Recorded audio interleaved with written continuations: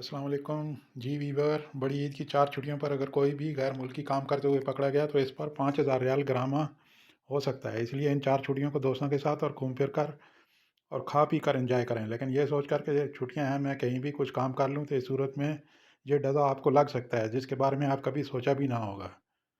5,000 रियाल ग्रामा है इस पर। और कुछ नहीं तो ये मैं अब सूदा की वीडियो शेयर कर रहा हूँ, इसे देख कर एंजॉय करें, नहीं तो खुद जाकर एंजॉय करें। थैंक यू फॉर वॉचिंग खबर टीवी।